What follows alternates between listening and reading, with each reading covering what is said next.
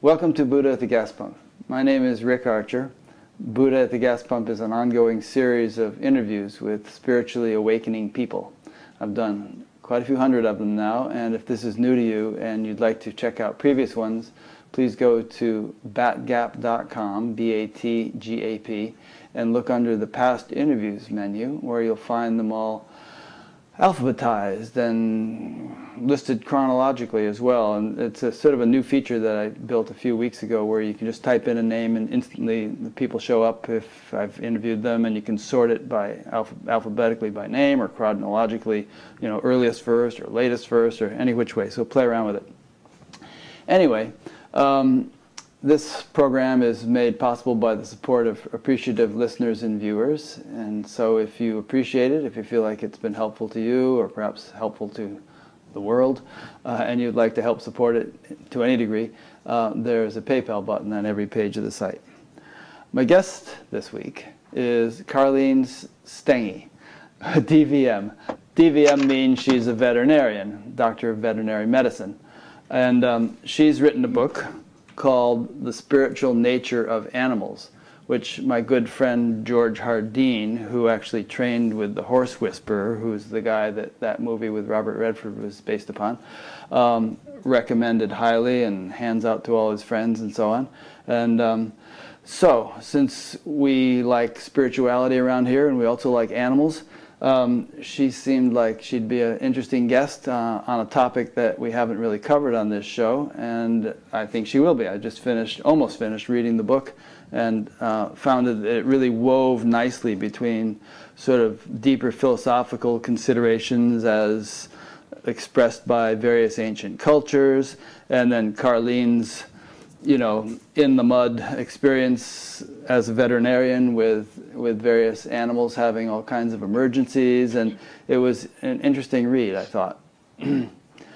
So, welcome, Carlene. Thank you very much, Rick. Yeah.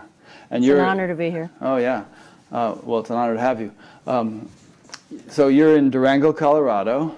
Correct. And a couple other people who've been on Bat Gapper in Durango, Craig Holliday, Doc Roberts, and Lama Tsultrim Alione, not in Durango, but not too far from it. Over in Pagosa. Yeah, it was on not too long ago.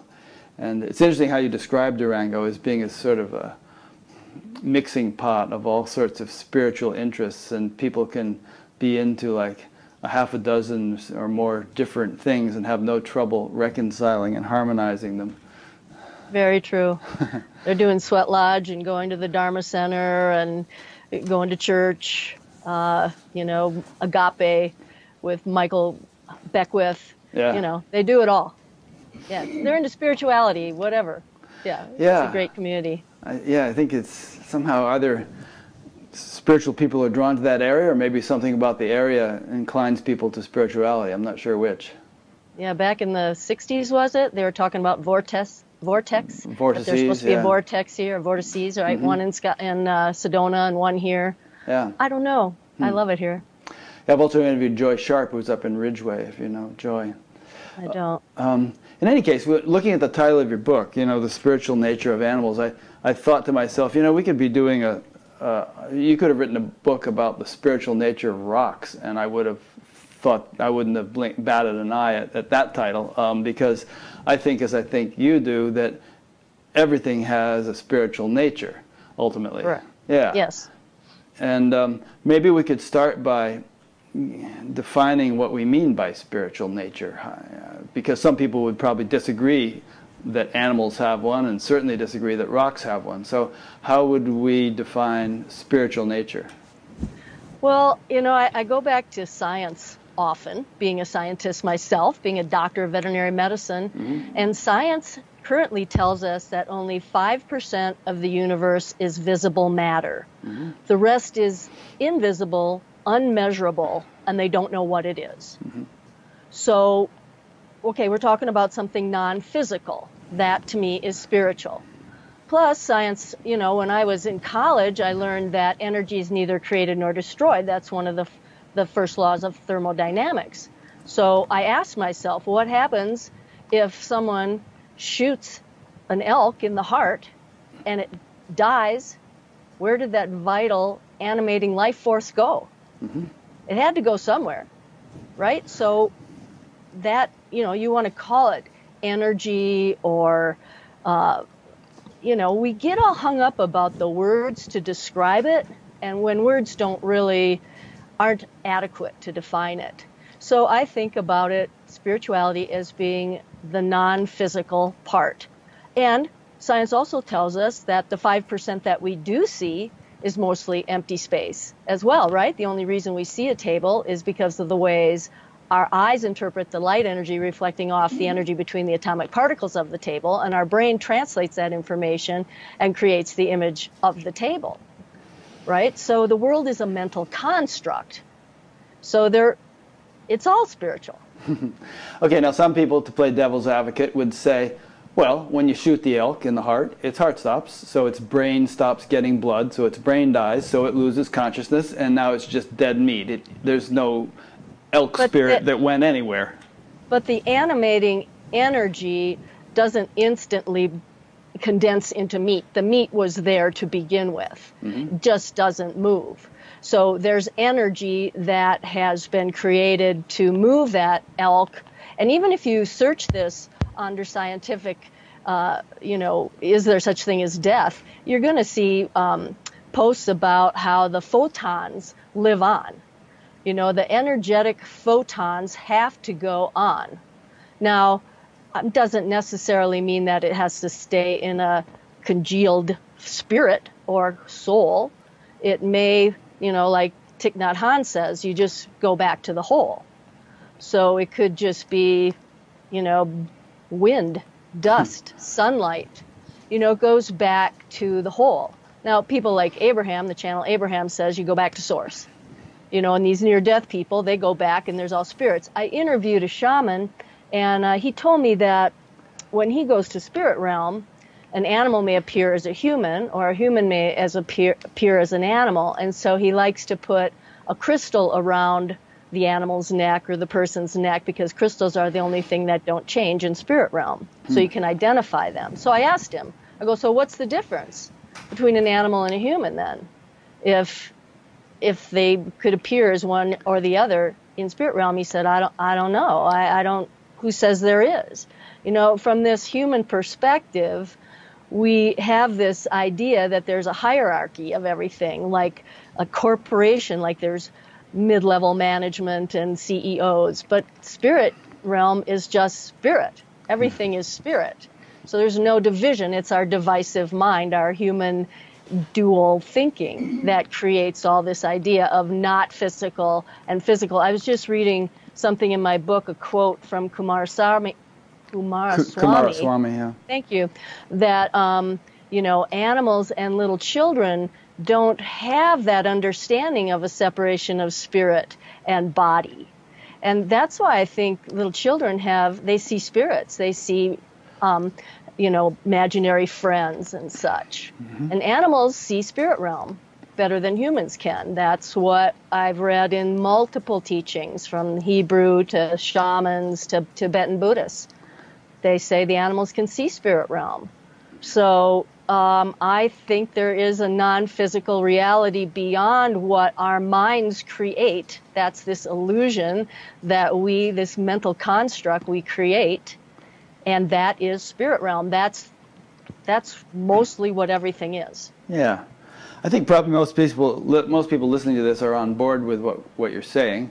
But just to play devil's advocate a little bit longer, as I'm sure you're well aware, there's a debate between those with a materialistic perspective, which I guess is the predominant paradigm in science, who say that consciousness is an epiphenomenon of brain functioning, and so when the brain dies, that's it, lights out, and no consciousness. And then those who conversely say that the brain and everything else is an emergent property or thing of consciousness, that consciousness is fundamental and that it gives rise to materiality. So I'm pretty sure where you stand on the issue, but is there anything you'd like to say about that whole debate? Well, it's very interesting to me that scientists who say that there's consciousness in the brain, even though extensive searching for decades has not come up with the location of it. But they have faith that they're going to find it in the brain. Now, anybody else that has faith in something that there's no evidence for is baloney, right? You got to have evidence. Like saying that there's no evidence that animals feel love. Well, it's intuitively obvious that they do, which, you know, there's two ways of looking at the reality. There's the scientific, empirical, measuring way, but you cannot measure the 95%. So you have to go with the other way of understanding reality, which is through intuition or experiential knowing. And that's what all these great spiritual teachers have come from. That's where they get their information. Mm-hmm. So that's why I had to write this book, because science can't tell me about it. Yeah. I had to look elsewhere. And as you say in the book, you know, science revises itself again and again and again. You know, yes. Things that are established science end up being upended, and new theories take their place, and then new theories take their place, and on and on. Right. And so anybody who thinks that science has sort of got it all nailed down in terms of the way the universe works doesn't really understand science. Correct. Right.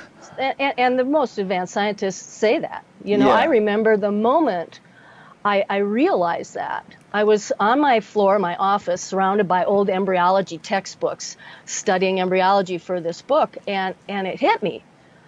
And I was stunned. And I got up off the floor, I went in my garage, got in my vet truck, drove to Fort Lewis College, went to the biology department, found my former embryology professor in his office, and went, "Dr. Summers, I just realized there's no such thing as a scientific fact." And he smiled and said in a slow Southern accent, "That's right. There's only the current theory based on the prevailing evidence, which is constantly changing." And I was dumbstruck at the moment. Here I was, I don't know, 40 years old or something, and I've just finally understood this. It's like, I thought science had the truth, man. You know, these are the facts, and it's not so. It's constantly changing, and you really can't put your finger on it. No theory can be a fact because they're constantly in revision. So that makes you wonder, what is reality? And so science doesn't have the corner on truth with a little t. It certainly doesn't know the big T truth. Yeah. But they keep trying to find it. And, you know, the ancient scientists, that was their goal. They were using science to get connected with God, to find truth. And, you know, we get closer every year, but still working on it. Ironically, of course, you know, you would think that science did have the big T truths because so many scientists are adamant about, you know, adamantly certain about how right they are about certain yes. things, you know. I mean, right. And someone said that science progresses by a series of funerals because often people won't change their minds and they just die out and younger ones come along with different ideas. That's so true, and so do all the prejudices. You know, there's financial prejudice, there's, you know, political prejudice, there's sexual prejudice. It's just like everything else. You know, it's not. The internet has changed it quite a bit because anybody can publish their work now. Before, if you couldn't get published if you weren't in with the right political and financial group, so your information would never be known. Yeah. One point you address in your book quite a bit is whether animals are conscious, and maybe we need to define conscious, because it seems to me that anything which perceives or can react to any kind of stimulus is obviously conscious, or it wouldn't know the perception was there, or that the stimulus was there. Yeah, right, but here we have this problem of defining consciousness. I mean, nobody's really come up with a good definition for it. You know, years ago, Bernd Heinrich wrote The Mind of the Raven, and he did these tests with these ravens who are brilliant. He can't ever catch them. He has to go steal eggs and raise them because they're too smart to get caught in a trap. But he'd have a perch with a piece of meat tied to a string from the perch. And the only way for the birds to get the meat is to stand on the perch and reel up the string and hang on to it with their other foot.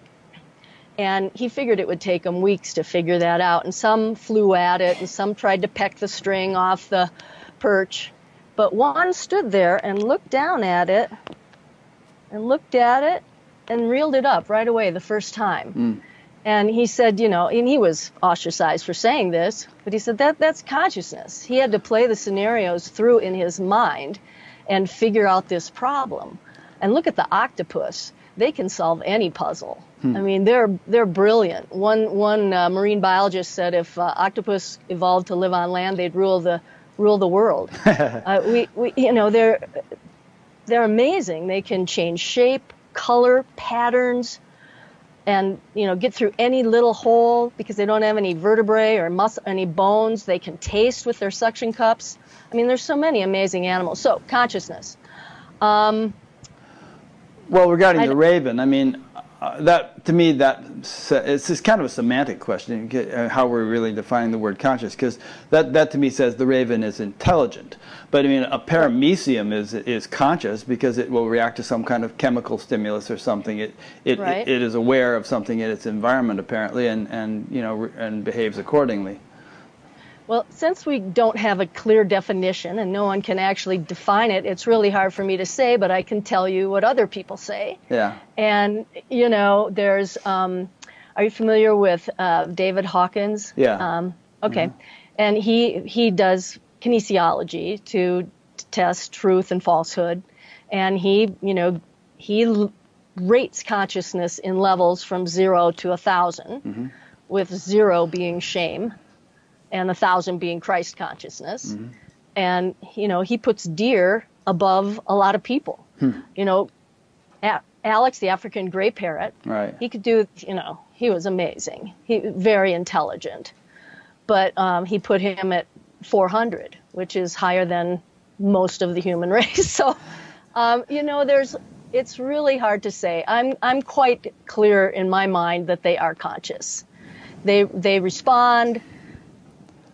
I don't know what to say. Well, let's just kind of frame for ourselves, for our conversation, a mutual understanding of the word conscious and consciousness. I mean, I think you and I would both agree that consciousness is a universal field, and that individual beings' nervous systems reflect it express it in much the same way that a radio or various radios reflect or express the universal electromagnetic field. And if you break the radio or pull out a few of its transistors, maybe it loses the ability to do that, but that doesn't do anything to the field. The field carries on, right? And so you could have like tinny little crystal set radio like the kind I built when I was about 10 years old, or you could have a really nice $300 Bose radio. And so there's a range of abilities of radios to pick up that field and transmit it into something that we can appreciate, but it's the same field. So are you with me so far on that? I am. Yeah. Yes. Okay. So if it's a brain, then any brain can do it at varying skill levels, right? And at the Francis Crick Memorial Conference on Consciousness in Humans and Non-Human Animals back in 2012, was it? A group of prominent neuroscientists said, there's nothing about the human brain that is superior to the other animal brains, that they can't find consciousness in the prefrontal cortex, which is what the humans have. So, the brain isn't necessarily it. So I'm with you. I think consciousness is spirit. I mean, aren't they similar? Isn't that the same thing? Spirit and consciousness? I don't know. Yeah. The words are problematic always, Rick. That's what we get hung up about. And then that's our divisive dual mind trying to say it's this, it's that, and argue about it. And I don't really know. And I think it's something we sense. You look in an animal's eyes, you sense they're there, and you sense when they're not. When they're dead, you bury them. So something was there a minute ago. And now, I once euthanized a horse, and there's this old cowboy there digging the hole for with his backhoe. And this guy never thought much of me, a woman vet. He didn't, he wouldn't say 2 words to me. So I pronounced the horse dead, and he stood there with his hands on his hips, and he said, "Now, I am not a religious man, But I let my kids go to Sunday school because they want to go and because I think it's a good education. But those Sunday school teachers tell my kids that animals don't have a soul. And you can't tell me there wasn't something there a minute ago that isn't there now. And to me, it's obvious. Yeah. There's something that is gone. If it was just the body where everything is, you'd keep it around, right? We bury that. So that consciousness, that spirit, the life force energy is what I'm interested in. That's the most important part. That's the only thing we care about, really. I mean, we love the body because it's our home. But we don't love it when it's dead. We get rid of it. Right. This eternal thing, there's something eternal about this life force energy, and that's what loves us. Yeah. Now, I think there's two ways we could look at the eternality of the life force energy, as you put it. One is the thing I just alluded to with the radio metaphor, where there's a universal field of consciousness. And, there's that verse from the Gita, the unreal has no being, the real never ceases to be. But then there are also all kinds of verses in the Gita and many other scriptures that you talk about in your book about there's something individuated about that field that comprises a universe, an individual spirit or soul, and that soul, according to many traditions, transmigrates or reincarnates from one vehicle to the other. And the Gita talks about it as being like, if your clothes wear out, you put on a fresh set of clothes, and you continue living your life with a new set of clothes. So you cast out worn off bodies and you take up new ones. So, having said that, I mean, then that kind of gets us into the notion that that life is a journey that is not defined by a single lifetime, and that journey, can progress. It's not just static, but there's a sort of a learning curve, an ever ascending progression to higher and higher expressions, higher and higher levels of consciousness, ultimately perhaps to enlightenment, whatever we might want to define that as. You with me on all that? Yeah. Okay. So I recently have been studying some Taoism because I've been lecturing at veterinary conferences on the spiritual qi of animals. And in traditional Chinese veterinary medicine, there are 5 spirits in the body. There's an ethereal soul associated with the liver, and there's a corporeal soul associated with the lung, and there's 3 other souls. Anyway, when you die, the corporeal soul goes down to the earth, and the ethereal spirit goes back to heaven. And the Taoists believe that the purpose of life in the physical body is for the spirit to come into this alchemical cauldron of opposites. And through this contrasting experiences, the spirit learns, and the purpose is to transform suffering into wisdom and compassion. And then the spirit goes back to spirit realm in bodily form, carrying that information back for spirit so that it can evolve and expand. Yeah. So the purpose of life is the transformation of suffering into wisdom and compassion. And those in the human body with that dual mind, there's that really contrasting experience. We're on the leading edge, as Abraham puts it, the channel Abraham, of suffering on our own, as our own, we choose it in a way. We don't want to suffer, but we choose to come here to experience these yin and yang, the shame and pride, the pain and pleasure. Yeah. My understanding of that is that if you're going to have a relative creation, then there have to be pairs of opposites. If everything were completely the same, you couldn't have any diversity. And so there's going to be diversity of all kinds, hot and cold, fast and slow, heavy and light, and of course, happiness and suffering, and all the sort of range of emotions and everything else. It's just vast diversity in any way you want to measure it. Yeah. Yeah, the clairvoyant I talk about in my book that I interview repeatedly, she says that there are many different planets that you can choose to go to, and each planet has its game. And the game we play on this planet is duality. So it's not this way everywhere.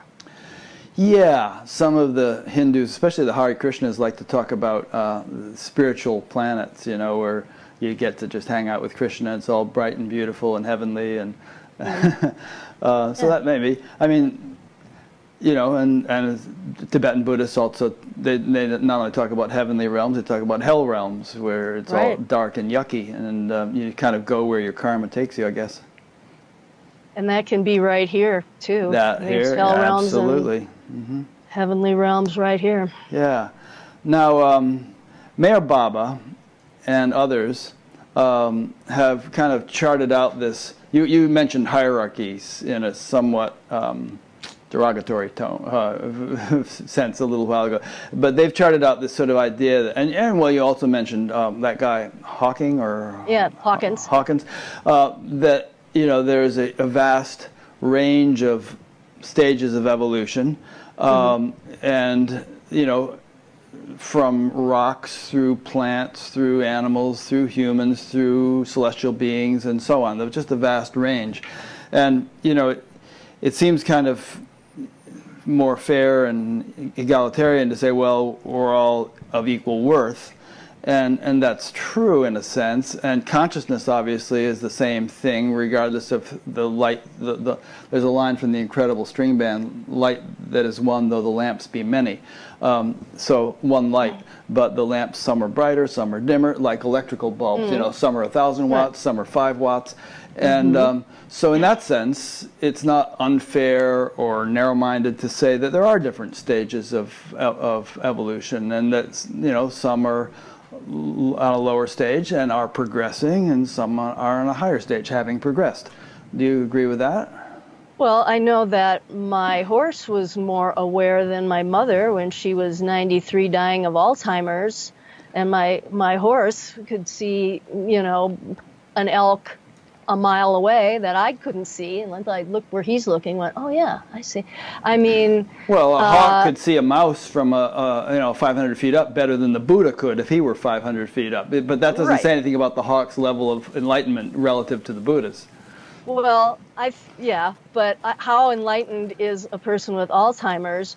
Or, you know, does it matter? Because there's that story about the Buddha. He had a man who was mentally disabled, and he told him to sweep the floor, and he was enlightened. I mean, I don't know that it has to do with intellect, if intellect is a matter of enlightenment. And animals also, there may not be just plain animals. So like the shamans talk about, there are various kinds of animals. There are just plain animals. There are animals who are spirit guides. There are spirits in animal form. There are the leaders of the spirit, of the animal, who are spirits in animal form. So there's all these different kinds of animals. So, you know, just like there are all kinds of different people, I don't think we can say people are more enlightened than animals. And Hawkins was talking about the levels of consciousness from shame to bliss and beyond, and how to transform your mental shame or guilt or anger or worry by, you know, surrendering to God was his classic way to accomplish this. Yeah. So, you know, the thing they say about animals, they don't know that they can do this. You know, and the Dalai Lama, the Tibetan Buddhists talk about animals they have a level of consciousness, but they aren't as conscious as humans because they can't control their thoughts. But I look at a cat stalking something, and if they were just, you know, what's telling them, wait a minute, wait, go now. What's telling them that? You know, there's this internal guidance thing, you know, and they like to say animals have instincts, okay? All animal wisdom comes from their instincts. Okay, so what are instincts? Instincts are intuition, and intuition is inner truth. That's your inner guidance. That's spirit. So, you know, I can't divide this all up and say they're more conscious than them or whatever. Certain moments, animals are more conscious than certain people. Yeah, but if we think in terms of the soul being something which evolves over long span of time through a succession of bodies, then it could be that someone who's in a coma or who has advanced Alzheimer's or something like that, there's a more highly evolved soul that has been inhabiting that body, and even though the body isn't functioning very well, that soul is more highly evolved than some, virile young athlete who appears to be in great shape or something. But we're just taking a snapshot of the moment, an old body, a young body. But in the big picture of things, souls are at various levels, and they go through a succession of bodies as they progress. Well, what about Lama Tsultrim's cat? What about him? Oh, that was her father? Is that the idea? Yeah, I was having tea in her living room, and he came over, and I started petting his neck and head, and he was really enjoying it. And I said, she goes, wow, he really likes you.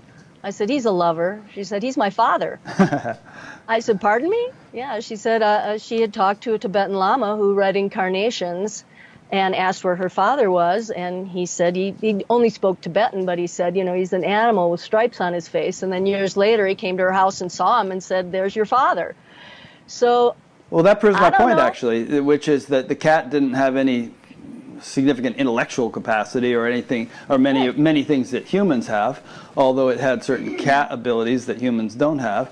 But it had reached the soul of the cat, if that's a true story, that was really her father, had reached a certain level of evolution, which wasn't necessarily revealed by the nature of that particular body it was inhabiting. So I guess it proves your point too, that you can't make simple judgments about the level of evolution of anything. And if you want to evolve quickly, come out as a high-level spiritual teacher's cat and hang out on their lap all the time, and by osmosis, you're going to get high. The clairvoyant from my book, I interviewed her, and she said that a human may choose to come back as an animal for a particular purpose. Right. For example, a man with self-loathing could not heal that pain in a human body, but as a beloved family dog without the mental judgments of a human, he could heal that emotion in a short 10-year lifespan. Yeah. So I'm sure that's possible. I mean, I'm not sure of anything, but why not? Right. I mean, so I don't know either. Do you ever hear the story of Ramana's cow? I can only tell you what these people say, and I'm open to that idea. I mean, you look at these animals sometimes, and they often remind you of a person you've known. Yeah. And people have told me, that they believe their cat is their uncle or whatever. Sure. So, you know who Ramana Maharshi was, right? No, I don't. Oh, he was a great saint in southern India who died in, I think, 1950. He lived in Tiruvannamalai, and he's one of the most highly regarded and respected saints of the 20th century. He's kind of like the gold standard of enlightened people for many spiritual seekers these days. Anyway, he had a cow named Lakshmi. And the cow, there's marvelous stories about this cow and how it interacted with him and everything. But apparently Lakshmi was the reincarnation of this woman who had tended to him when he was younger and living in a cave up on Mount Arunachala, and had been reborn as a cow in order to sort of be around him. And Ramana said that Lakshmi actually did attain enlightenment in a cow's body. And so an example there of a very highly evolved soul in a non-human body. I'm open to that idea. Yeah, I've read a few stories like that too. Yeah. And again, when my mother died, she died last December, and I got the call around 6 a.m. And when I hung up the phone, I heard an owl hooting outside my window, and I opened the blind, and there was a large owl in the tree right outside my window hooting. And it just cut right through me. The hooting sound was so haunting. And the Native Americans believe that the owl is the messenger of death. And birds are messengers in general, but the owl calls death. And so I just immediately felt like it was my mother coming to say goodbye. And so I thanked her for coming and said goodbye, and the sun rose over the trees in the east, and she flew off into the trees. Neat. So, a spirit could inhabit an animal's body willing. The channel Abraham said, they're willing to do this. They offer themselves. Sure, you want to use me? Okay, let's go. They're not closed to these spiritual things because they see spirit. There's a veterinarian here locally that when she does a euthanasia at someone's home, she asks that the other animals be present. And she says, now watch. And often you'll see these animals kind of do one of these things, watch them leave. So, sometimes I've had an animal look over my head. Like they're looking, I'm looking at them in their eye and they're looking up above my head like they see something. I'm like, do you see my aura? Is there somebody here? What are you looking at? Sometimes I wonder what's going on. Yeah. Yeah. Well, so just to sort of embellish that point a little bit there, what we're talking about here again, obviously, is that there is a subtler level of creation than gross, physical matter, and that there's a whole realm that is populated by subtle bodies, we could say, astral bodies or celestial bodies or whatever, and that some beings, I know human beings who routinely perceive those levels, and just just as they go through life, they see subtle beings attending to people and doing things they don't even. And so you're saying some animals can also, and I just want to make clear that I hope I don't sound argumentative, but I'm just kind of throwing out all these ideas, and I completely agree with everything you're saying, and I also at the same time have a sense of don't know mind, and mystery, and that there's a heck of a lot more to the universe than, who was it, that Einstein said that the universe is more mysterious not only than we conceive, but that we can conceive, and so it's good not to be glib and feel like you've got it all figured out, but it's fun to play with these ideas and even to take contrarian viewpoints to see if you can poke holes in them, And, let me say that I don't have any agenda in trying to convince anybody of anything, of any particular spiritual belief about animals or anything else. Right. I just wanted to know. The things I saw in my practice and the things I heard people say about animals' consciousness, they don't feel love, they don't have souls, they don't go to heaven. Even that they don't feel pain, some have said. That they don't feel pain. Which is so obviously not the truth. You put a rocking chair on a cat's tail and... A truck full of analgesics, for crying out loud, people. But, I think humans our consciousness has evolved to the point where we can recognize this. Yeah. So I don't know. I had to explore. So I went through every spiritual teaching from creation stories up to modern spirituality to try to find out what the experts say. I thought it'd be simple. I'm going to find the truth. Well, what's the truth? That was a big nebulous thing to begin with. Nobody knows what the truth is. Nobody agrees about any of it. And so it's, but what I find fascinating are the common themes.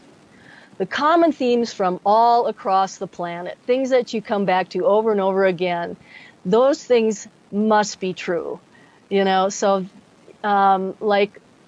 love. Near-death experiences, they come back and say, we're here to love and help each other. Mm-hmm. And I've heard people say forever that animals do not, there's no evidence that animals feel love. But there's a test to see who loves you more, your dog or your spouse, right? Mm-hmm. You lock each one in the trunk of a car for an hour and find out which one's happy to see you when you let them out. Right. And this is a joke, but it rings so true. Yeah. The spouse will be bitter for decades, right? Do you know what he did to me? Where the dog is like, hi, Dad. And they're over it. They might not get in the trunk ever again, but they love you still. They forgive you. They forget. They look for the joy. We're in the blame, shame, guilt, pain department. And that's what we can learn from animals, is this non-dual present moment.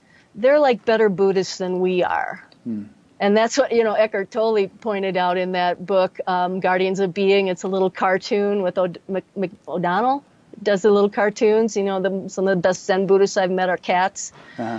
You know, it's a cute little cartoon book, but the animals are so, okay, so they're here to help us. The Channel Abraham said the primary purpose of the beasts on this planet is to balance our energy.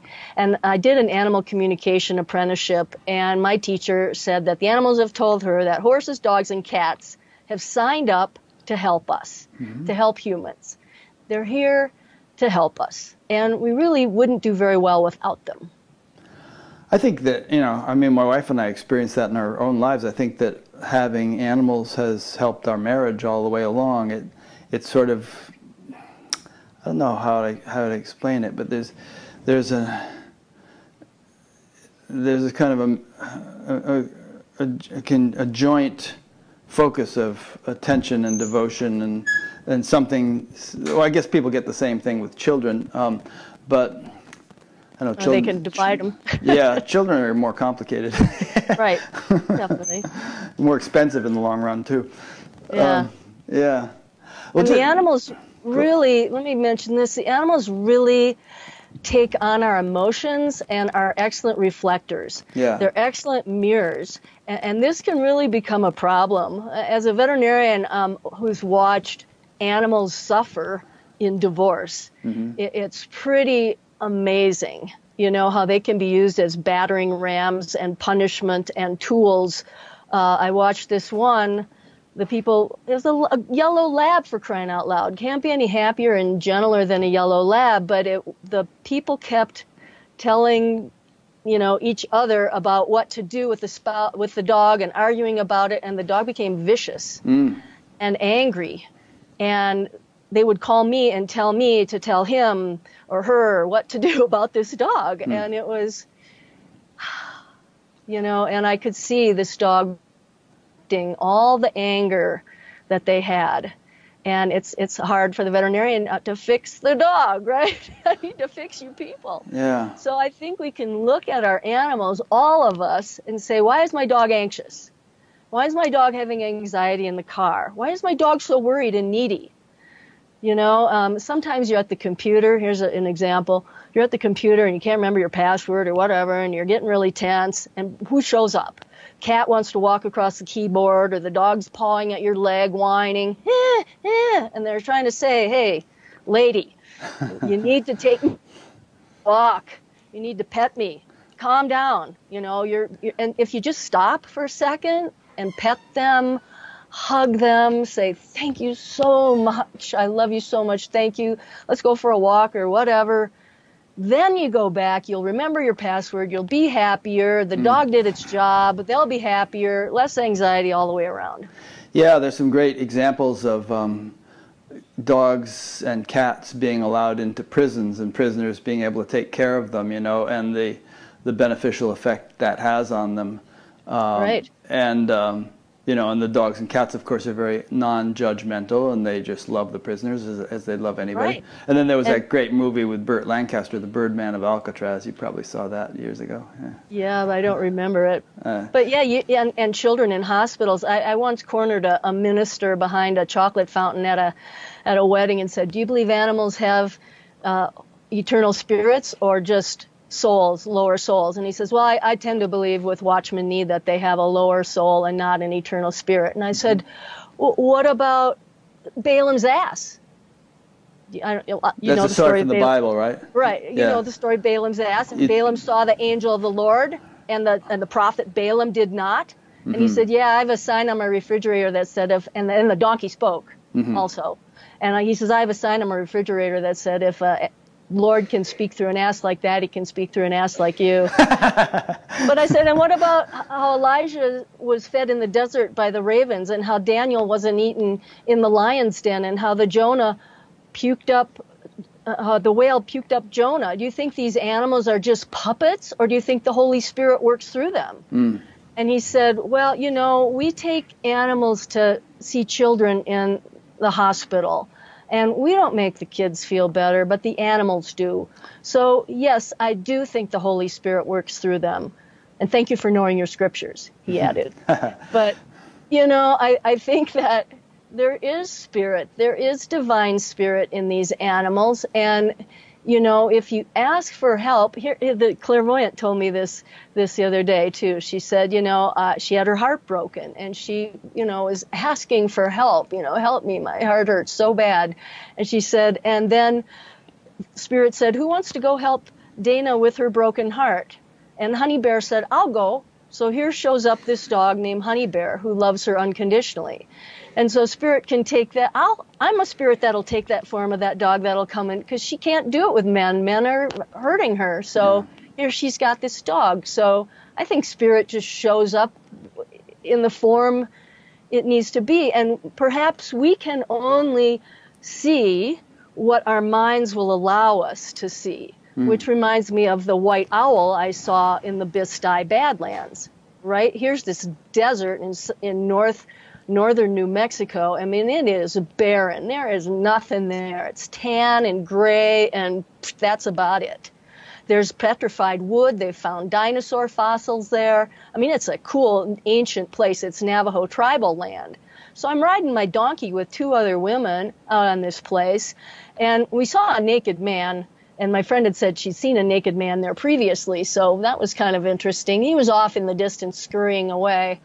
But we're riding along past these steely hoodoos and mounds of rock, and all of a sudden, low soars over us a white owl.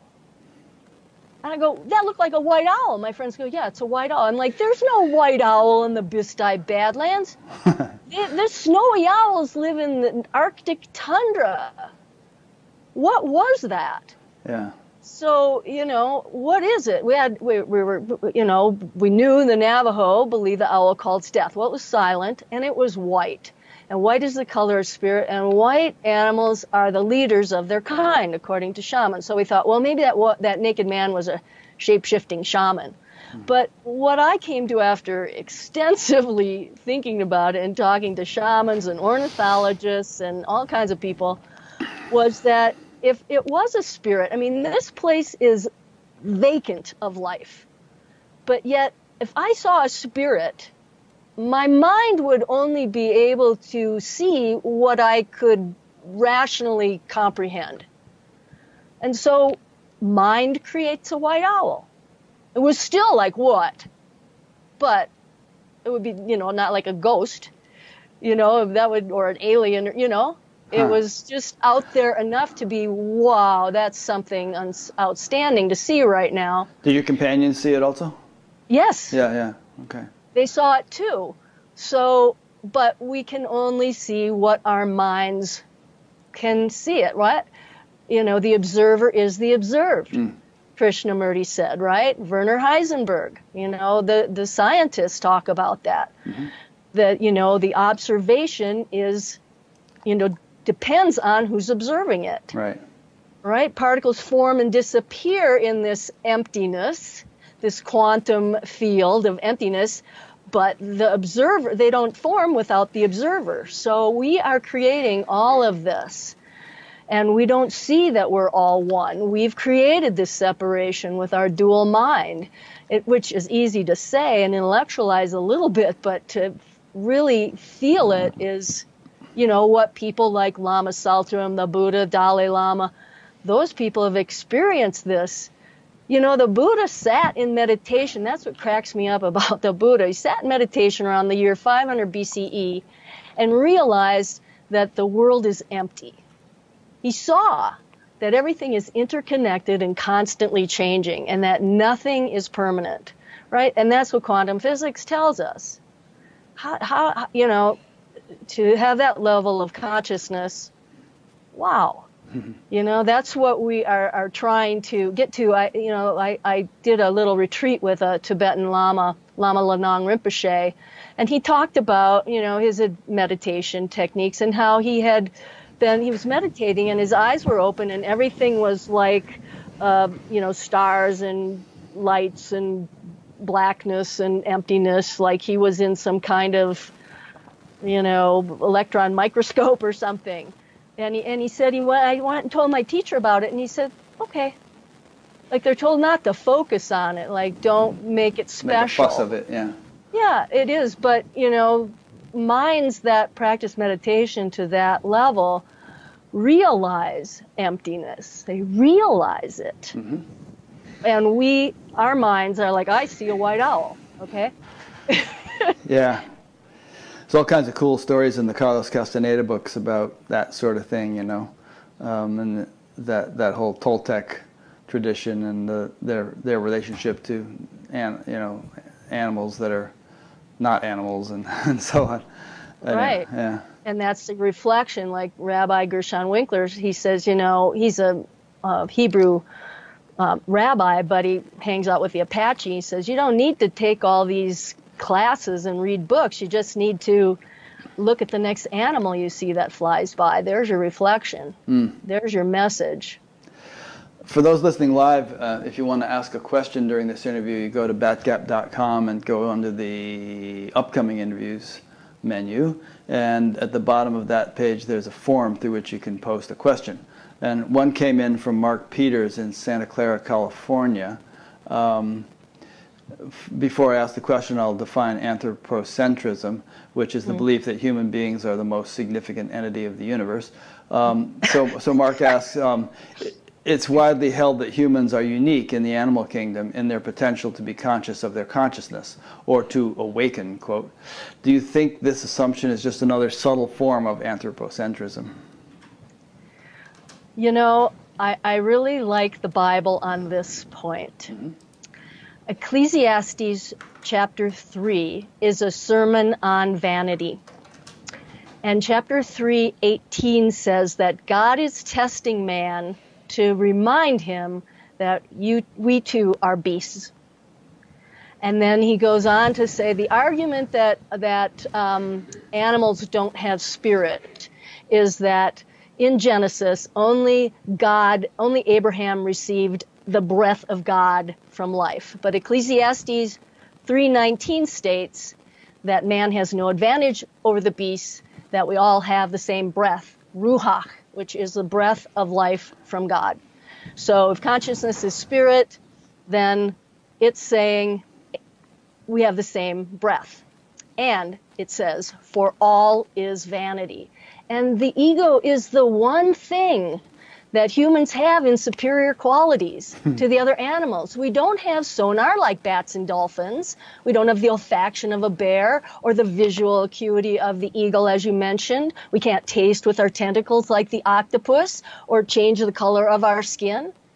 But we have the egos, and the egos make us more creative than the other animals. And they also make us vain. So I think anthropomorphism, and some of the authors I've quoted, they've said, why not, attribute these animals with these qualities? They have so many similarities to us. Certainly they must feel the things that we feel and think the things we think. And who knows how aware they are of themselves. It used to be thought that animals are not self-aware. That was the test for consciousness. And the test for self-awareness was the mere self-recognition test, where you put a dot on an animal's forehead and they look in a mirror. And then instead of touching the dot, they touch the mirror, which is what children do until they're 2 years old. They'll touch the mirror, the dot on the mirror. But then they found, what monkeys do it, dolphins do it, elephants do it. Elephants are looking in the mirror in their ears and their teeth, and so they went, okay, lots of animals can recognize themselves in mirrors, and now it's just called the mirror recognition test. It's not a test for self-awareness. If you weren't self-aware, you'd be bumping into others. So, yes. The one reason that scientists, animal behavioral scientists, don't like to assume animals have these qualities is that we might be making a mistake. And so they look for the evidence. So I give them that. Let's not make definite statements. But it's intuitively obvious, so let's not say it doesn't exist. That's the problem. Lack of evidence is not the evidence of the lack. So, we're egocentric. That's the bottom line. for us. I hope that answers this question. I think it kind of does. And I have something more to ask you that might help you elaborate on that. I was once in a meeting with Maharishi Mahesh Yogi, and he said, the subject of vegetarianism came up, and he said, if you have to eat someone, eat lesser evolved life. Lesser evolved life. And so the implication there is that nature seems to have more invested in more complex life forms. And as a veterinarian, I mean, you would, clear maggots out of a horse's wound, and you had no compunction about the maggots dying. You were trying to save the life of the horse, because the horse is a more evolved life form than the maggots. I mean, and if you had a choice between swatting 100 mosquitoes or a child dying of malaria, you would kill the mosquitoes and hopefully save the life of the child. So we do tend to favor the welfare of more complex life forms, such as ourselves, and perhaps elephants over mosquitoes, or cows over cockroaches, and so on. And that is still not to say that it's not the same consciousness shining through the eyes of all these beings. But when we consider the expressed form of consciousness, its embodied form in a nervous system of some kind, it seems that the more sophisticated nervous systems, the more complex nervous systems with the bigger brains, the more complex brains, kind of have come farther along on the evolutionary scale, and so we value their lives more. From this perspective, and I don't, is there an evolutionary scale? I suppose. I don't really know, but I know that the animals don't think there is death, because there's not separated from spirit realm like we are. So there is no death, and they come and go, in and out, no big drama for them. We make a big drama out of it.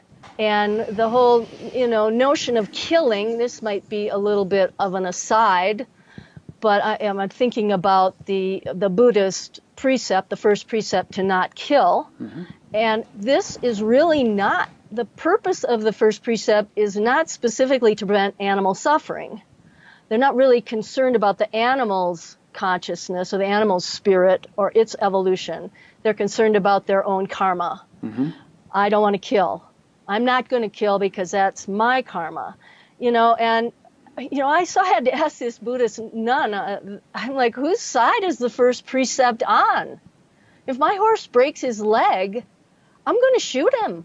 I'm not going to let him flop around until he dies of, starvation or something. Yeah. And be in pain and agony. I can't fix it. I'm going to let him go, and she said, thank you for what you do. Mm-hmm. And so they don't want to do it. Yeah. Because they want to evolve their consciousness and become enlightened. And that almost seems selfish in a way. It is. That's what I think. Yeah. But then, some of these leaders, spiritual teaching artists, say that's ignorance. That's not, you don't really understand what's going on. And like I remember Sai Baba was going through a crowd healing people, and sometimes he'd pass over little children and heal old people. And one of his disciples said, why are you skipping over these children and healing these old people? And he said, can you see their karma? Yeah.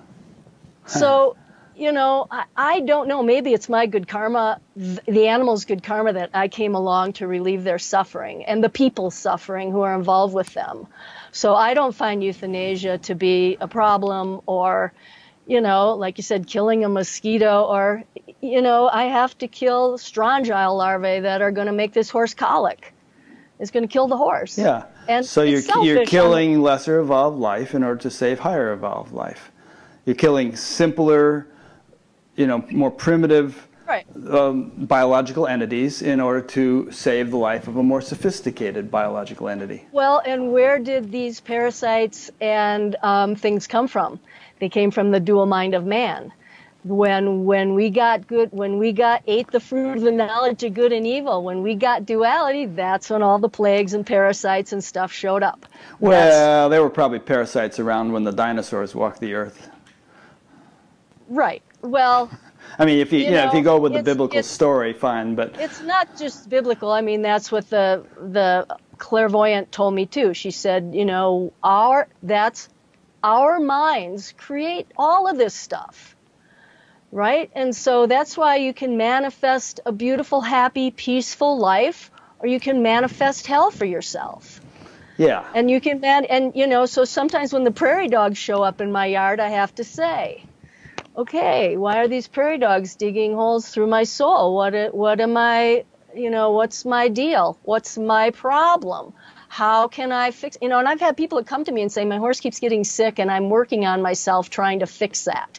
So some people look at it like that. Yeah. I don't know. Again, as I say, I'm not trying to convince anybody of anything for sure.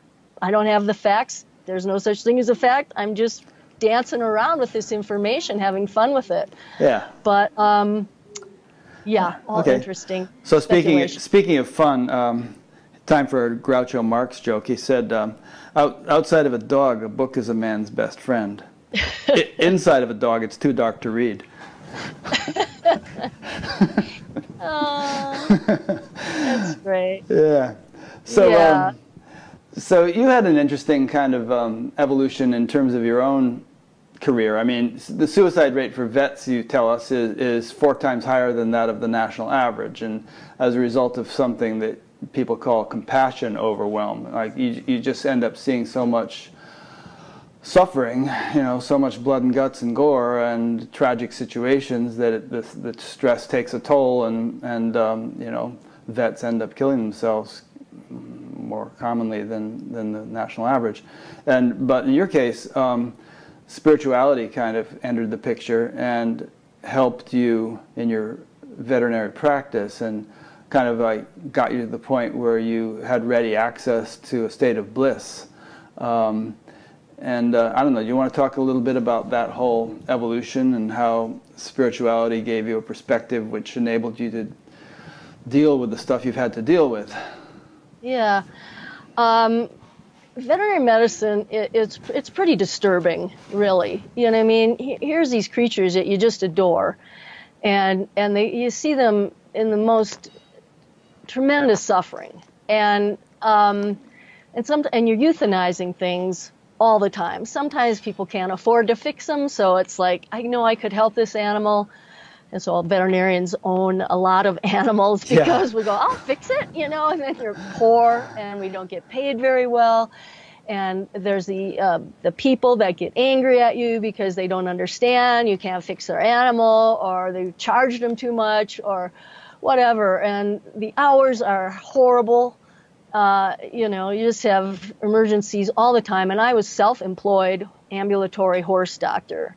And so when do people see emergencies? They get home in the morning. I mean, when they first get up in the morning, they feed their animal, there's a wreck, or when they get home after work. So my emergency hours were always really early and really late, and then I work all day. And so, it's just exhausting. And you're out at 4 in the morning watching some colic horse trying to die, and you're trying to save it. And then, so it's super stressful. And I had these clients that had ragingly contrasting views about what happens to an animal after death.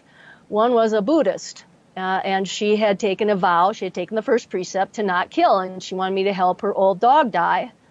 And so I went and met her, and she didn't want the dog to suffer, but she believed it was better for the animal to suffer its karma in this life so it'd have a better incarnation in its next life.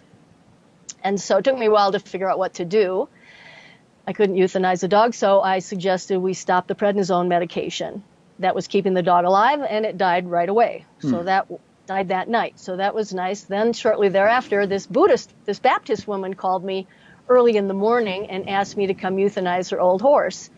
And so I went out and euthanized this horse, and she had told me how her husband had died in her arms a few years before. And so I said, well, now the horse and your husband are together. And she screeched at me, no, they're not. My husband's in heaven and that horse is just dead. I said, well, where'd the energy go that was just there? I don't know, it's just gone, she said. And she started quoting Bible verses. Well, I can quote Bible verses too. So we had this really long, really interesting, respectful conversation. And then I said, do you believe in reincarnation? And she said, no, that's when you come back as an animal. I said, well, not necessarily. She said, she quoted the Bible again. She said, there will be a new heaven, a new earth, a new Jerusalem, and body and soul will be reunited. I said, that sounds like a definition of reincarnation to me. Well, maybe it is, she said. And so I'm thinking, what is it? Does the animal reincarnate? Is it just dead meat? And so I started, I wanted to know. And then I'd heard these things about animals don't have souls, animals aren't conscious, animals don't feel love. And here I am at Durango Animal Hospital one day, and this woman walks in with a fishing basket. And come in the exam room, and she starts out by saying, I've never liked cats. And I've noticed these feral cats living in the woods near my house. And she explained that it was a warm spring day and she had the sliding glass door open to her deck, and she was talking on the phone when she saw these two cats come onto the deck. And before she could react, they poked their head through the door and dropped this, she said, as she opened the fishing basket. And inside was this very tiny, very fuzzy, butterscotch-colored kitten. I said, looks like you got yourself a cat. Gave her some kitten milk replacer. She said, yeah, I might have to keep it. And so imagine my confusion. What kind of unconscious, unloving, soulless being would drop their starving baby on the doorstep? It was an emaciated little fuzzball, really hungry. And so they had to know what they were doing. Yeah. For crying out loud. So I'm going, what is this? What is this spiritual nature of animals? So I had to figure it out. And so I just started doing research, and I kind of asked the universe as I went along, I need some help with Buddhism, and a woman would call who worked at Tara Mandala, or I need help with this, and I'd get a story, I'd get a prairie dog story, like where the woman prayed, God, help me get rid of these prairie dogs. They're ruining my pasture. I can't, I even irrigate. The fence posts are falling in. I don't know what to do anymore. I can't shoot them. I can't hit them, and they hide. And and what shows up? A badger. A badger shows up, right, and eats all the prairie dogs. Ask and you shall receive, right? Yeah. And so, it's been just a wonderful thing. And, early on, I met this clairvoyant client. And so I went to talk to her about the spiritual nature of animals. And when I told her how badly I felt when a patient didn't improve, when an animal didn't get better, she laughed. And then she laughed some more. She laughed until she cried, nearly fell off her chair. I felt offended and said, well, I'm glad I can be a source of entertainment for you. And she wiped her eyes and said, I'm sorry, but it's not your fault if an animal doesn't get better. I said, really? Well, what do people pay me for? She says, well, you help for sure, but there's a lot more going on than just what you do. Maybe the animal had other plans. Maybe the animal and the people are trying to learn something together. Well, I thought she was nuts. But then I started to realize how egocentric it is of me to think that I can go and heal every animal. And so this took some pressure off. I go, what do I do then if an animal doesn't get better? And she said, just pray that the people and the animal get the healing they want. And so now I put it back in their court. I'm doing the best I can to help you heal. Now go forth and be well. Go and sin no more, right? Just be well, right? Learn your lessons and be well. So I didn't know animals had plans. Really? Animals have plans? Yeah, animals have plans, she says. I'm well, okay. So, from higher perspective, from spiritual perspective, there's probably all kinds of things going on that have nothing to do with me other than I'm there. And sometimes I think these animals come to me, bring the people to me so I can say, you need acupuncture, I'm acupuncturing your dog. It's helping your dog. Maybe it would help you or something like that, or to get some spiritual lesson that I've learned shared for them. I'm just a little piece in the co-creation. I'm not the responsible party. That was huge for me to not feel so responsible for dying and not healing. And so then, I started studying Buddhism. I quit drinking so I could meditate. That was huge. I'd come home every night and drink because I was so stressed out, drink half a bottle of wine. And so and it didn't help. And I was exhausted, so that'd be dinner, wine, and chocolate. Okay, I'm good. No, it wasn't good. And so I got healthier. And, of course, I had meditated off and on for many years, and I had earned a black belt in karate. So I was in with Eastern philosophy, and I enjoyed meditation always. And I just got a stronger meditation practice, which, of course, as you know, is key. And just, and I was raised Christian. And so we prayed all the time. And so I was very used to praying. And so mixing prayer and meditation together and contemplation, had this most amazing contemplation at the monastery of Christ in the Desert down near Abiquiu, New Mexico. Sometimes you get in a spiritual place where there's been so much connection with spirit, and you just, boom, hook in. Like meditating with Lama Saltram. The first time I meditated with her, she's like, okay, we're in the white light. I'm like, boom, I'm in the white light. It's like a contact high. Wow. It's super cool to be with these. So here I am hanging out with these most wonderful spiritual teachers and hooking into their energy and constantly reading spiritual books from every walk of life so that I could, you have to read a whole book to get 2 sentences about animals. That's how egocentric we are. We only care about us, So I had to really dig. And, I did a vision quest, went on a vision quest, which was fabulous. And that's where I hooked in again with my inner guidance. That was huge. That's where I got the bliss, was hooking up with my guidance, which you could call God, you could call Buddha nature, you could call it whatever you want. I don't care about the words, divine love. And that, I do that all day long, every day. And now I listen when I'm treating an animal, doing acupuncture, and I'm puzzled. What do I do? And boom, I'll get it in my head. Do this. Hear it. I know it. And it's funny how you just have always known things. This is what makes me kind of believe in reincarnation. It is sometimes you just know things, right? I remember being the youngest girl at an all-girls camp one summer, and this other girl found a little mole, like a mouse, and she was carrying it around. And I said to her, you shouldn't handle it so much. And she said, how do you know? And I was like, how do I know? So I lied. I said, well, my neighbor's a nurse. She told me.